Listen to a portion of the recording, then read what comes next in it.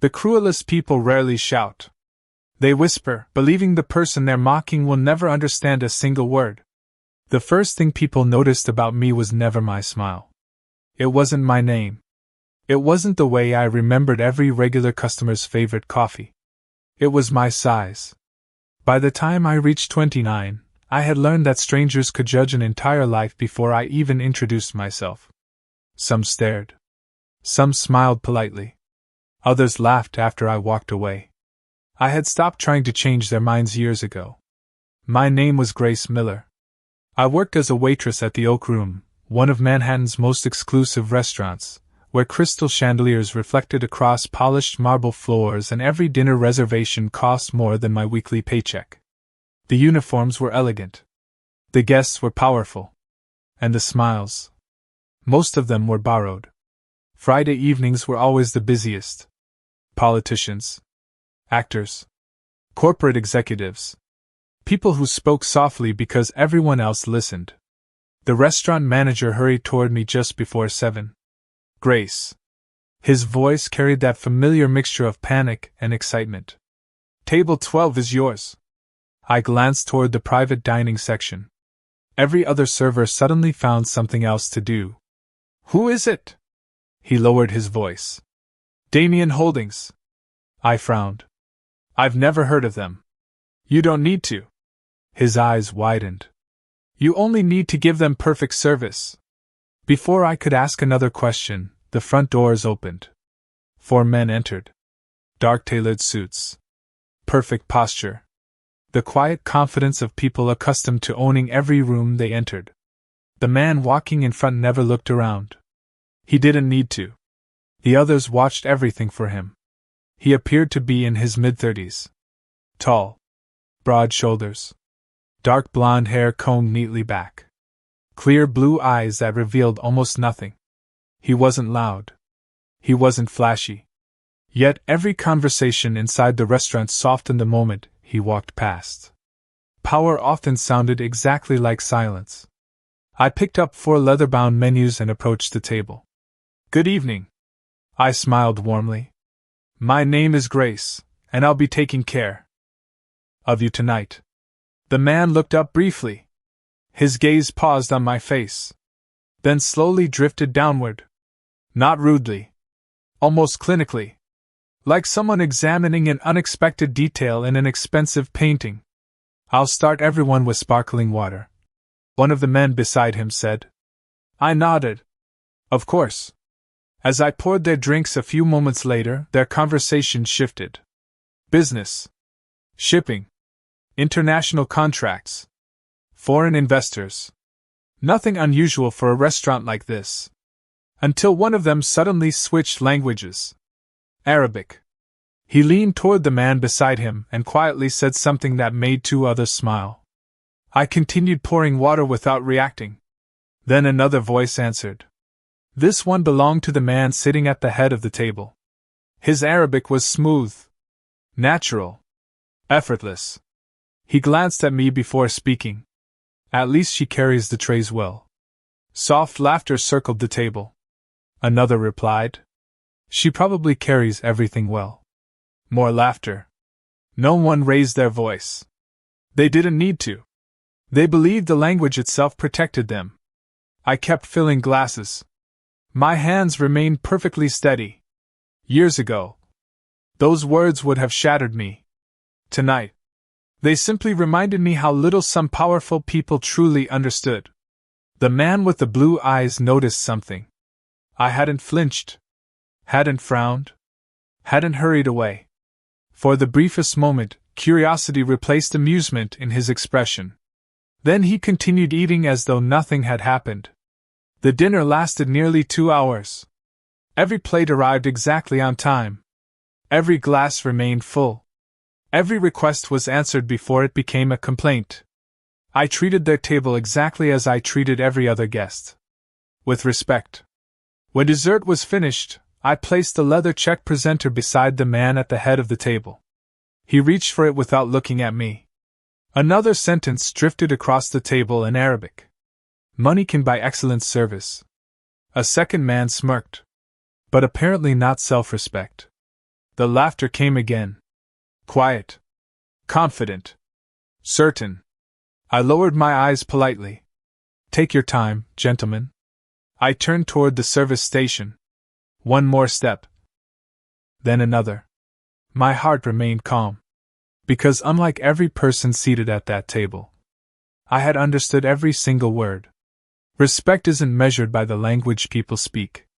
It's measured by what they choose to say when they believe no one else can understand. I didn't rush back to their table. There was no reason to. Professionalism had become second nature long before confidence ever did. I refilled another guest's coffee. Delivered a bottle of wine to a couple celebrating their anniversary. Smiled at an elderly man who insisted on telling me the same joke every Friday night. The world kept moving. Table 12 was simply another stop along the way. Or so I told myself. When I finally returned, the leather check presenter rested neatly beside the empty dessert plates. Nathan Hale hadn't looked up yet. One of the men beside him was still speaking quietly in Arabic. He didn't even notice. Another chuckled. Why would she? People like her rarely surprise anyone. Nathan gave the faintest smile. That's because most people spend their lives becoming exactly what everyone expects. The sentence lingered in my mind. It almost sounded wise. Almost. I picked up the check presenter. Thank you for dining with us this evening. Nathan slid a black credit card toward me without meeting my eyes. His signature would probably authorize transactions larger than my annual salary. Yet somehow, it couldn't purchase basic decency. I'll be right back with your receipt. He nodded once. No more. No less. Inside the service station, I processed the payment while my reflection stared back at me through the polished metal surface of the espresso machine. A familiar face. Round cheeks. Soft eyes. A body the world had judged before I ever spoke. For years I had believed silence was strength. My father used to tell me that dignity didn't require an audience. Let people reveal themselves first, he would say. Then decide whether your words are worth spending. He had taught languages at an international school in Oman. I had spent 11 years growing up among children who spoke Arabic, English, and French in the same playground. By the time we returned to America, Arabic no longer felt foreign. It felt like home. I carried the receipt back toward table 12. The restaurant had grown quieter. Candles flickered softly across white tablecloths. A violin melody drifted through hidden speakers. Nathan signed the receipt without reading it. As I placed the customer copy in front of him, one of his associates leaned closer and whispered another sentence in Arabic. What a waste! Nathan answered calmly. Kindness is cheap. The other smiled. So is ignorance. I looked at each of them. One by one. Not with anger. Not with embarrassment. Only with calm. Then I smiled exactly as I had all evening. Gentlemen. My voice remained warm. Professional. Unhurried. In Arabic, there's an old saying. For the first time that night, every face around the table lifted toward me. I continued speaking. Fluent. Natural. Without hesitation. The strongest man is not the one who humiliates others. I paused just long enough to let recognition settle across their expressions. The strongest man is the one who fears humiliating himself. Silence. Absolute silence. One associate slowly lowered his glass. Another smile disappeared completely. Nathan's pen stopped moving halfway across the receipt. His blue eyes met mine for the first time that evening. Really met mine. Not my uniform. Not my body. Me. I gently placed the signed receipt beside his hand. I hope you enjoy the rest of your evening. Still in flawless Arabic, I added one final sentence. Next time, choose a language to build bridges, not walls. No one laughed. No one spoke. The confidence that had surrounded the table only moments earlier dissolved into something heavier. Something unfamiliar. Nathan remained perfectly still. His expression revealed almost nothing. But I noticed one tiny detail. For the first time since he entered the restaurant. He looked like a man searching for words and failing to find even one. I turned and walked away without waiting for a response. Behind me, the dining room remained completely silent. And somehow, that silence said more than every insult they had spoken all night. The strongest apology is often the one a proud person cannot bring themselves to speak. I expected the evening to end there. One table. One uncomfortable silence. One lesson delivered without anger. Instead, it became the beginning of something neither of us could have predicted. The restaurant closed just after 11. The last guest disappeared into the cool Manhattan night. Candles were extinguished one by one. Silverware disappeared into polished drawers. The familiar rhythm of closing time settled over the dining room. I untied my apron and slipped on my old gray coat. "Good night, Grace," my manager called. "See you tomorrow." I smiled. "If nothing catches fire." He laughed. "You always say that." Because life had taught me something simple. If the day ended quietly, it had been a good day. Outside, autumn air wrapped around the city. Streetlights painted long reflections across damp sidewalks. I started the familiar walk toward the subway station. Then I heard footsteps behind me. Measured. Unhurried. Not threatening. Intentional. I turned. Nathan Hale stood several yards away. Without his associates. Without security.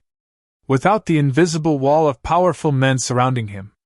For the first time. He looked almost ordinary. Almost. "I was hoping I'd catch you." His voice sounded different now. Lower. More careful. I kept a respectful distance.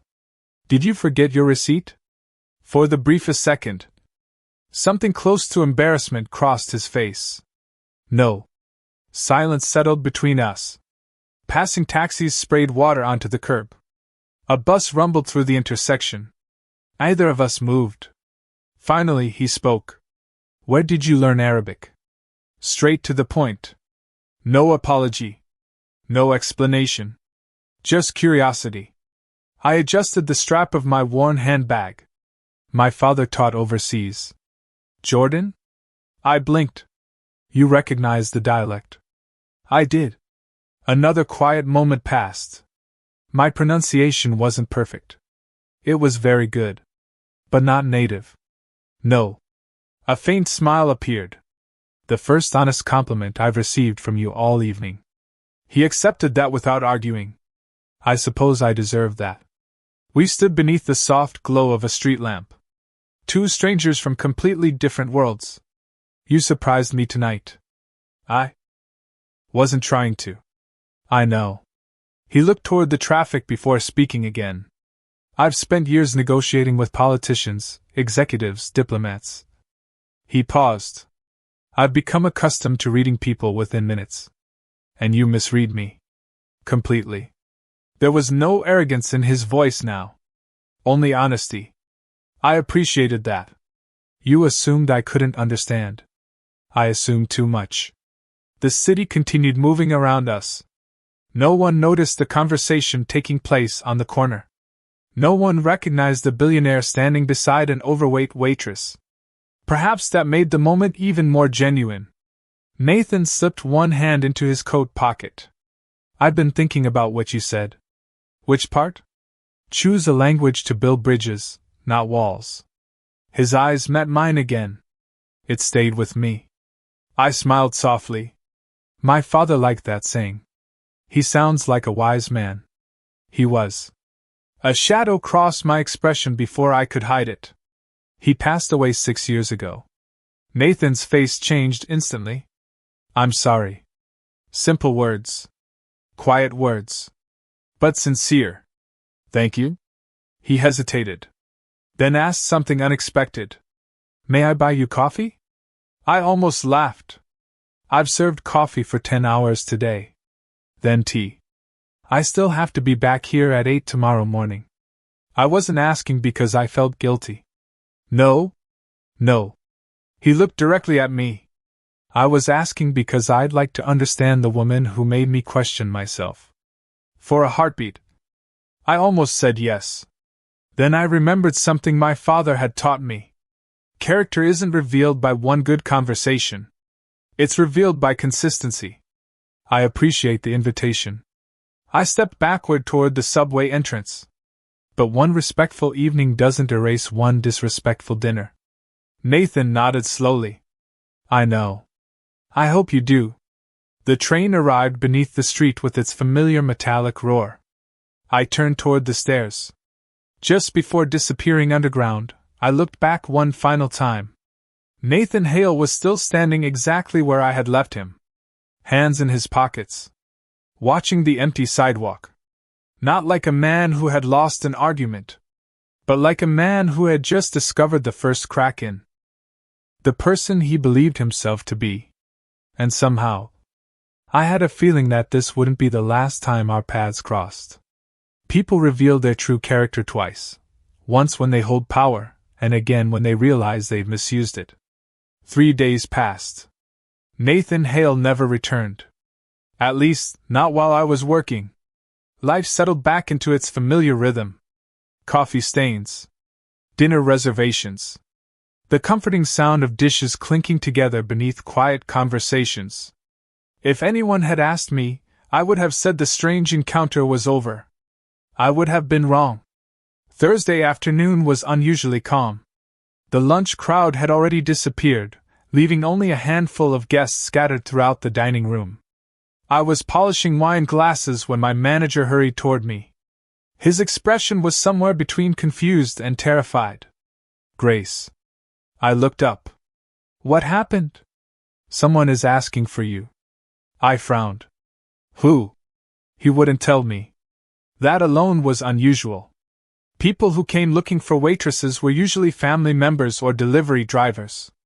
Not mysterious visitors. I stepped toward the front entrance. Nathan Hale stood beside the hostess station. Alone. No bodyguards.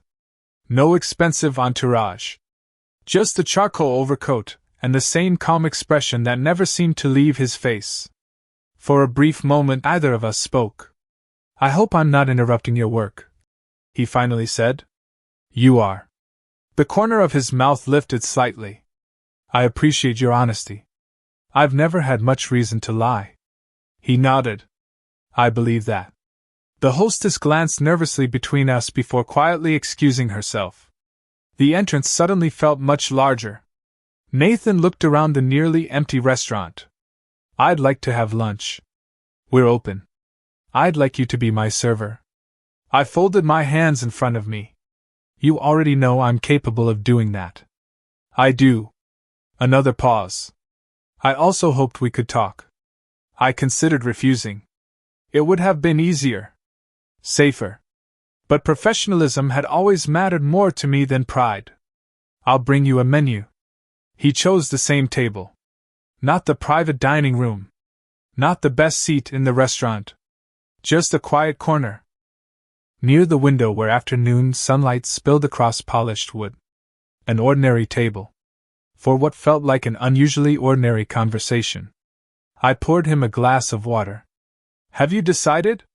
He closed the menu. I came for the company. I couldn't help smiling. That's a dangerous answer. Why? Because now I'll expect you to order quickly. For the first time. He laughed. Not loudly. Not arrogantly. Simply. Like a man remembering how. I deserve that. You probably do. The silence that followed wasn't uncomfortable. It was unfamiliar. Nathan finally ordered grilled salmon and black coffee. No appetizers. No business associates. No phone calls. When I returned with his meal, he surprised me again. I've been thinking about my father. I blinked. I don't remember asking about him. You didn't. He looked out the window. But after meeting you, I remembered something he once told me.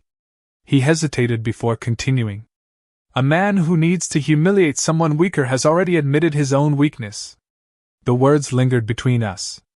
I ignored that lesson for years. His honesty caught me off guard. I wasn't trying to teach you one. I know. He looked directly at me. That's exactly why it worked. I placed his coffee beside the plate. You still haven't answered the question. What question? Why did you really come back? Nathan rested both hands on the table. I've negotiated billion-dollar contracts. I've convinced governments. I've persuaded people far more powerful than myself. His eyes remained fixed on mine. But I realized something after you walked away that night. What? I couldn't convince myself that I was the man I believed I was. For a long moment, neither of us spoke. Outside, pedestrians hurried through the afternoon streets without noticing the quiet conversation unfolding behind the restaurant windows. I finally broke the silence. Real change doesn't begin with regret. He waited. It begins with what you choose to do after regret. Nathan slowly nodded. I was hoping you'd say something like that. I tilted my head. Why? Because it means you haven't given up on people. Before I could answer, the restaurant doors opened. 3 men in expensive suits stepped inside. The moment they saw Nathan, their expressions changed. One of them smiled politely. Then, believing I couldn't understand, he greeted Nathan in Arabic. So, this is the waitress who embarrassed you. Nathan didn't even glance at him. Instead, he looked at me. Then answered in calm, unmistakable English. No. His voice was steady. This is the woman who reminded me what respect is. The entire restaurant fell silent. A person's reputation can open every door in the world. Their character determines whether they deserve to walk through any of them. The restaurant slowly returned to its usual rhythm. Conversations resumed. Glasses clinked softly. The 3 businessmen who had entered with confident smiles suddenly seemed uncomfortable beneath the silence Nathan had created. None of them spoke Arabic again. One cleared his throat. Another pretended to study the wine list. Nathan remained seated. Calm. Composed. Certain. Yet something about him had changed. Not his posture. Not his voice. His priorities. I excused myself to serve another table. Professional distance had become my safest habit. Whatever had happened a few moments earlier, I still had guests waiting for their meals. Life never paused for personal victories. As I carried a tray across the dining room, I noticed the 3 businessmen quietly approaching Nathan near the entrance. Their conversation was low, measured, but this time, entirely in English. I've never seen you apologize to anyone. Nathan adjusted the cuff of his jacket. I didn't apologize. You practically did. I acknowledged the truth. One of them frowned. Over a waitress? Nathan looked directly at him. No. His voice remained perfectly even. Over a human being. The words reached me before they reached anyone else. For reasons I couldn't explain, they stayed with me. The afternoon passed peacefully. Nathan eventually left without asking to speak with me again. When I collected the bill folder, I found something unexpected inside. The receipt. His signature. And a handwritten note. Not a phone number. Not an invitation. Just one sentence. Thank you for reminding me that respect should never depend on status. There was no name beneath it. There didn't need to be. I folded the note carefully and slipped it into my apron pocket. Not because it erased what had happened. Because it acknowledged it. 2 evenings later, the restaurant hosted an international business reception. Representatives from several countries filled the private dining room. Different languages floated through the air like music. English, French, Spanish, Arabic. Our manager reminded everyone to remain especially attentive. Tonight's guests are discussing a major partnership. Everything proceeded smoothly until an unexpected argument erupted near the center table. A distinguished businessman from Dubai stood abruptly. His expression was controlled, but unmistakably offended. Across from him, an American executive looked completely confused. I never said that. The executive insisted. You implied it. No, I didn't. Their interpreter hesitated, then translated another sentence. The room grew noticeably colder. I happened to be refilling water nearby. Something felt wrong. The interpreter wasn't translating the words. He was softening them, changing their meaning. The misunderstanding grew with every sentence. Guests exchanged uneasy glances. Several investors began gathering their documents. A deal worth millions seemed ready to collapse because two people no longer trusted each other. Before I could think twice, I stepped forward. Excuse me. Every head turned, including Nathan's. I hadn't even noticed he was attending the reception. He stood near the back of the room, observing quietly. I looked toward the restaurant manager. May I try something? His eyes widened. Grace. I speak Arabic. The room fell silent. The businessman from Dubai nodded cautiously. Please. I took a slow breath, then addressed him in fluent Arabic. Not with legal language. Not with complicated business terms. With respect. I carefully repeated the executive's original intention, correcting the interpreter's mistakes without embarrassing anyone. The businessman listened without interrupting. His expression softened. He smiled for the first time all evening. Then he answered. I translated every word exactly as spoken. No additions. No omissions. No opinions. Only honesty. Within minutes, the tension dissolved. Hands were extended across the table. The agreement continued. Conversations returned. The crisis ended as quietly as it had begun. When I turned to leave, the businessman stopped me. Still speaking Arabic, he smiled warmly. Your father would be proud of the way you use his language. My throat tightened. I simply nodded. Across the room, Nathan had witnessed everything. He didn't applaud. He didn't make a speech.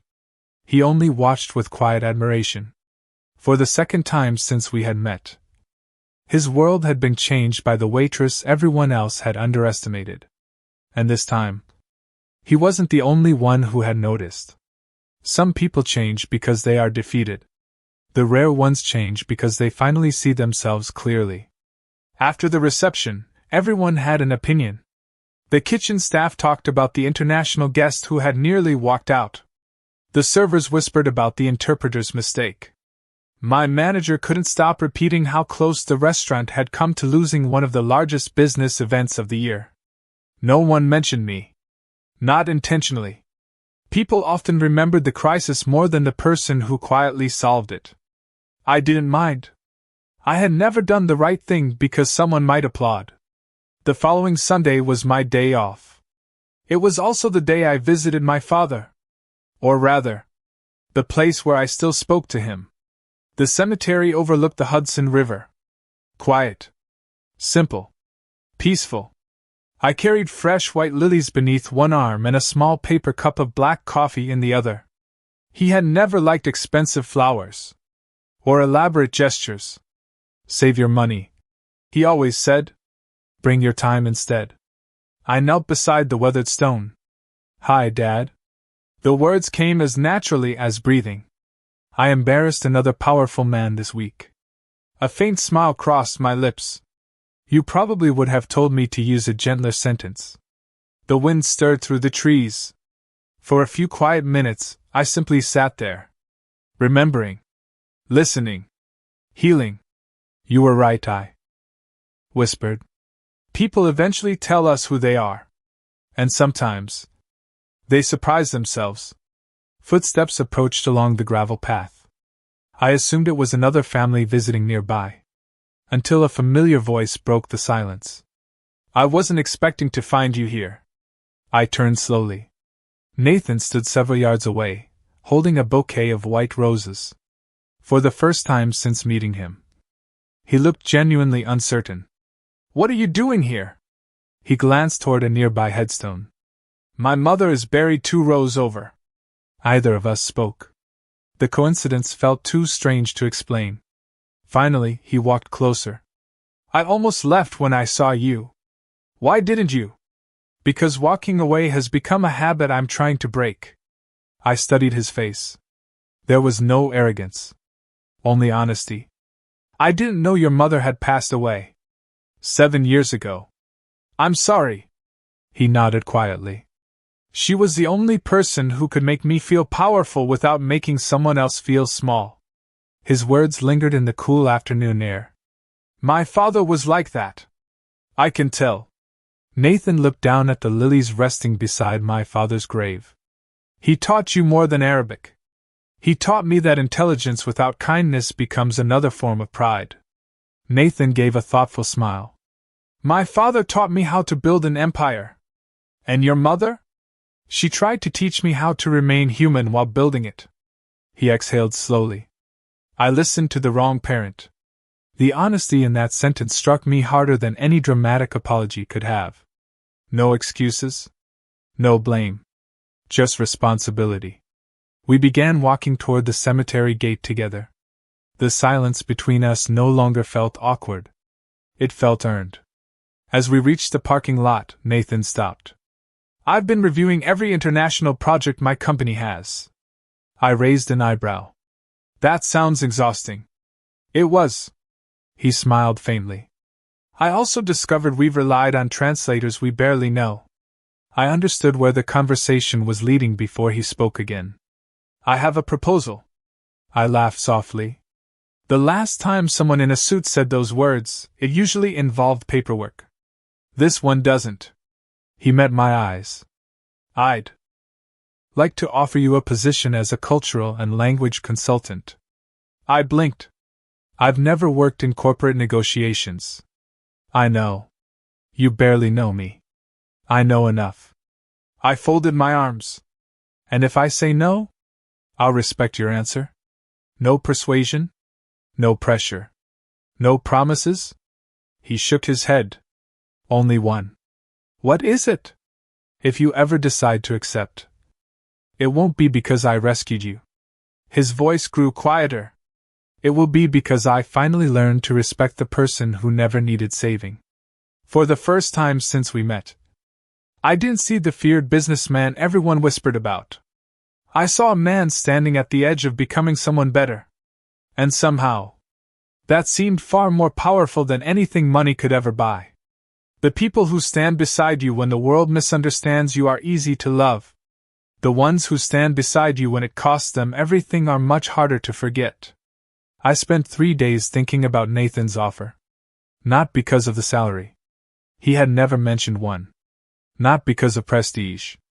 Titles had never interested me. I kept thinking about his final sentence. It won't be because I rescued you. Those words mattered. Too many people mistook generosity for ownership. Nathan hadn't. On Wednesday afternoon, I called the number on his business card. His assistant answered after the second ring. Nathan Hale's office. This is Grace Miller. There was the briefest pause. I'll connect you immediately. No waiting. No questions. A familiar voice came onto the line. Grace. He sounded genuinely surprised. I wasn't expecting your call. I know. Silence lingered for a moment. I've made a decision. I'm listening. I'll accept. Another pause. But only under one condition. His tone remained calm. Name it. I'm not your employee. I understand. I'm an independent consultant. You'll be treated as one. I speak honestly. I expect you to. If I believe you're wrong, you'll tell me. No matter who's in the room. His answer came without hesitation. Especially if I'm in the room. I smiled without realizing it. When do I start?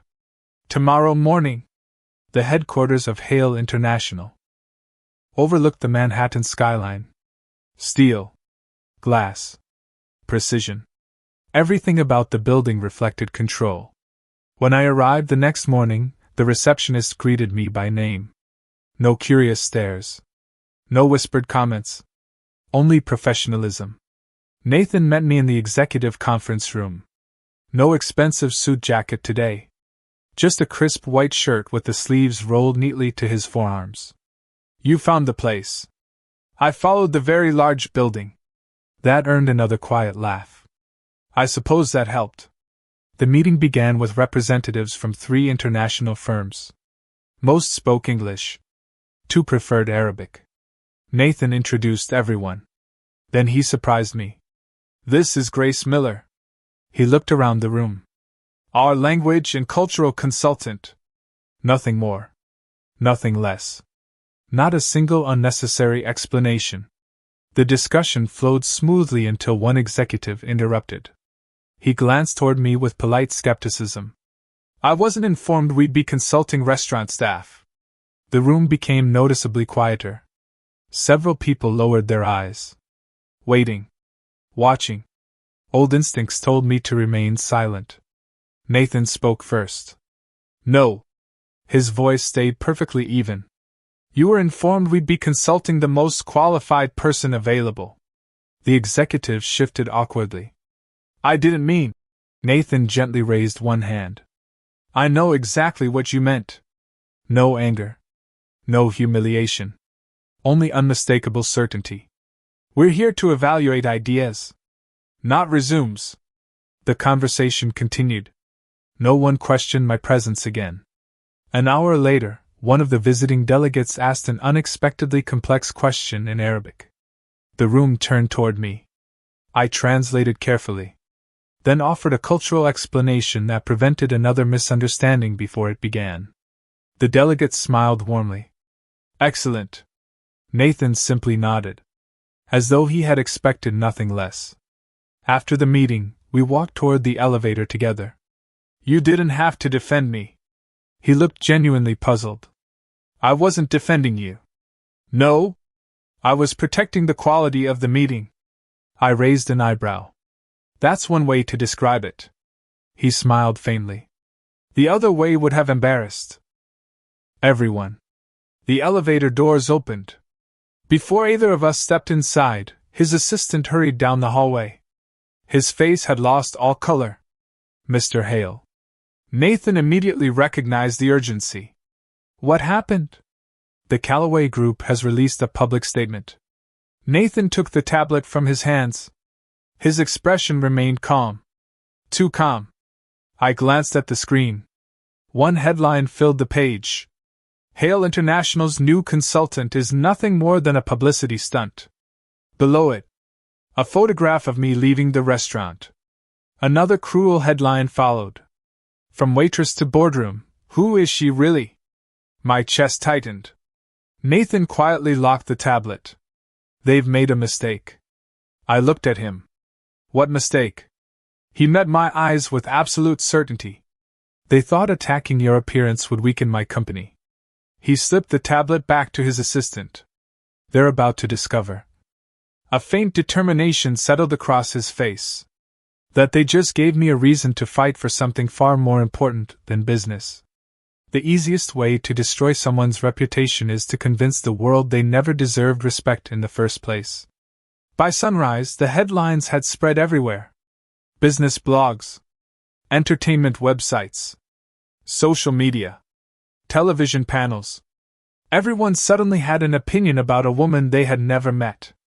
Some mocked my appearance. Some questioned my education. Others insisted I had manipulated Nathan into giving me a position I hadn't earned. None of them knew my name before this week. Now they believed they knew my entire life.